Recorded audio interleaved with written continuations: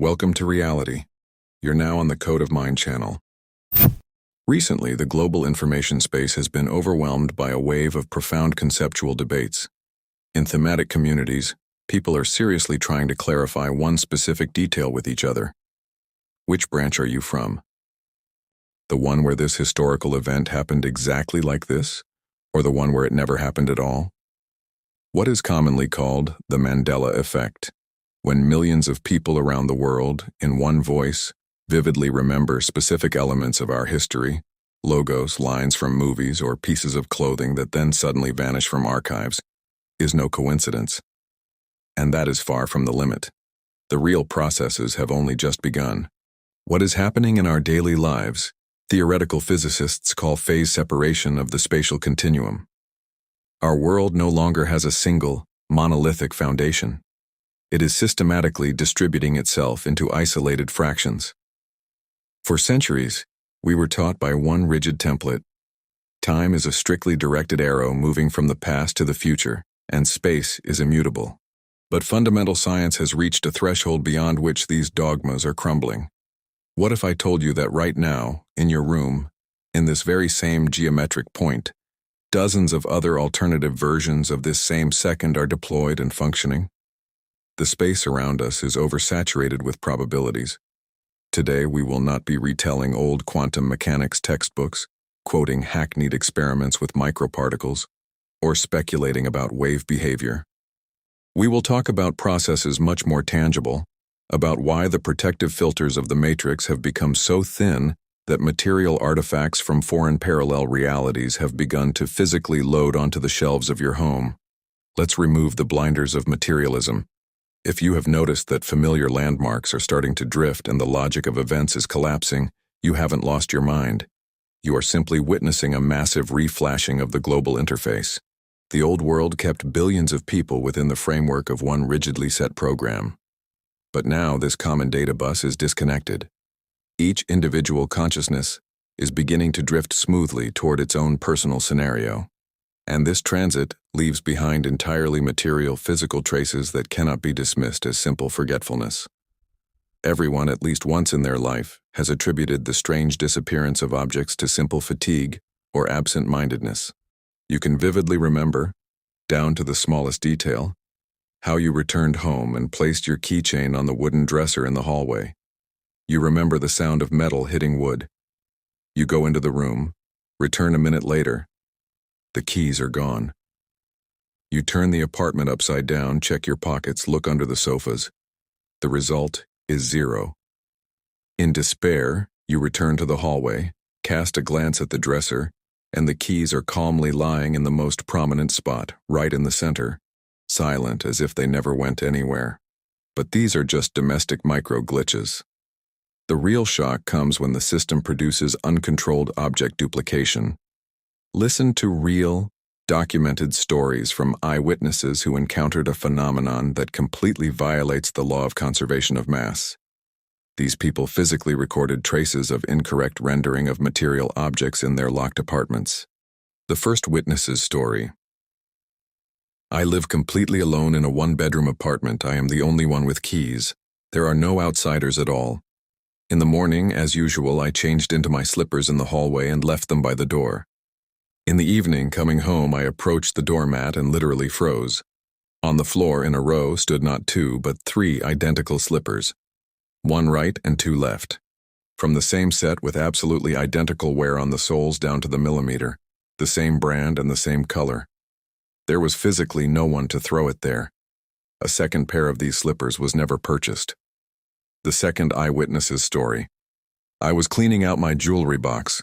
I take out my favorite earrings, which I bought at a small independent store as a one-of-a-kind piece. I straighten the chain and realize that there are 3 earrings in my hand. Not a pair, but 3 items. They are absolutely identical, down to microscopic scratches on the metal. I counted them 10 times, rubbed my eyes, and thought it was an optical illusion. Where do these objects go for a time? And where do they materialize in excess? If we turn to the strict many worlds interpretation of physicists Hugh Everett and Bryce DeWitt, we will discover that parallel universes are not separated from us by cosmic vacuum or billions of light years. All these infinite alternative drafts of reality are deployed right here, at this very second. They occupy a single space. The only thing keeping them from mixing is the so-called phase shift angle, a specific frequency isolation. When your consciousness makes a sharp quantum leap, or when the planet's coordinate grid shifts, a process occurs that in physics could be called quantum diffusion. Two neighboring branches of reality overlap for a fraction of a second. The interfaces rub against each other, and a material object from a neighboring scenario literally falls through the textures into your current perception. You are holding not a hallucination, but a real physical artifact from a neighboring timeline. Let's break down the internal mechanics of this process and set aside esoteric tales about mystical portals or magical dates. The world did not divide because of rituals. Everything is happening according to strict, albeit hidden, laws of quantum decoherence.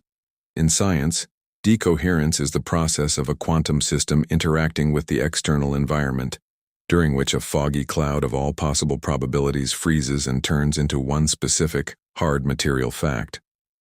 Until a certain point in time, this process on our planet proceeded centrally and stably. We were all locked within the framework of one common macroscopic scenario. Imagine a colossal railway junction where one powerful main line suddenly begins to diverge into hundreds of autonomous paths. For a long time, all the inhabitants of Earth were riding in one huge common train, obeying a single historical and physical program. But now, this point of no return has been passed. The frequency parameters of the planet, its base energy information substrate, have changed. This common train has begun to disintegrate into separate carriages. Each carriage, led by the frequency of the people inside it, is smoothly moving onto its own isolated branch of reality. This is the true reason for the deep mental split that you have likely noticed in your surroundings over the last few months. Close friends or relatives with whom you have lived side by side for decades suddenly begin to remember your common past quite differently. They describe with absolute certainty detailed facts that you know for a fact never happened in your life. Eyewitnesses from different branches remember different chronologies, or conversely, they look at you with sincere fear and bewilderment when you remind them of a major family event, details of your move, or an old accident. Do not try to argue or prove your point until you're blue in the face. You are no longer in the same space. Your boats have drifted apart. You are moving along parallel tracks in absolutely different universes. The world has passed through a frequency filter of perception. One fraction of consciousness has remained in the branch of decay, entropy, and rigid destructive programs, while another group is smoothly but irrevocably shifting into a corridor of quantum transition, where matter becomes plastic and malleable. The most important practical question is, how exactly do we make these jumps between branches of reality? The paradox is that you do it practically every second of your waking life, but your programming neatly masks this process as the logical flow of life. A group of physicists from the University of California proved through mathematical modeling that the neural network of the human brain functions according to principles identical to a quantum computer. Our consciousness does not just passively process the image arriving from the senses. It acts as the master selector. It chooses from the infinite archive of the matrix which specific branch of probabilities to highlight, load, and make physically solid for your body. Every time you experience a powerful internal insight, every time you make an uncompromising core decision that completely changes the vector of your existence, or when your subconscious flatly refuses to agree with an imposed destructive scenario, an instantaneous phase collapse occurs. The matrix's security system detects the change in your individual frequency code and instantly shifts your attention to the branch that corresponds to your new vibrational density. But the simulation's central processor has its own technical ping delay. The architecture of the world is unable to redraw the massive scenery around you in a snap, as millions of parameters must be reconciled.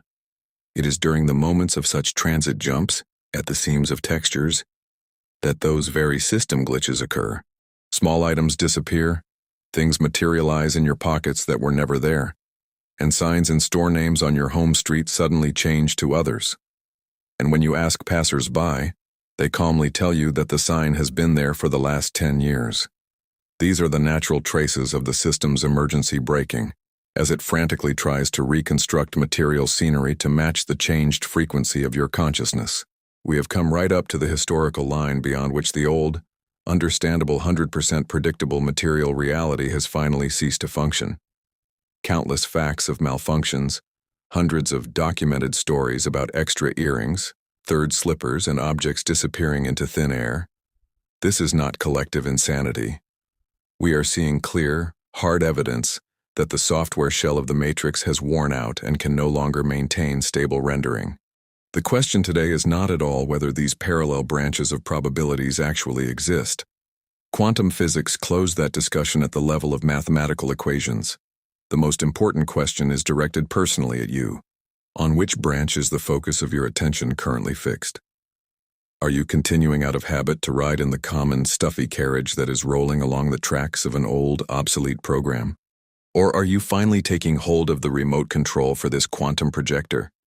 Remember, the system throws duplicate items at you or makes keys vanish right under your nose with only one purpose, so that your consciousness finally realizes that this entire solid reality around you is pure plasticine, and the shape of this plasticine depends directly on the frequency of your internal code. Thank you for being with me on this channel. I wish you the best possible branch of reality. Subscribe to the channel. See you in the next video. Take care.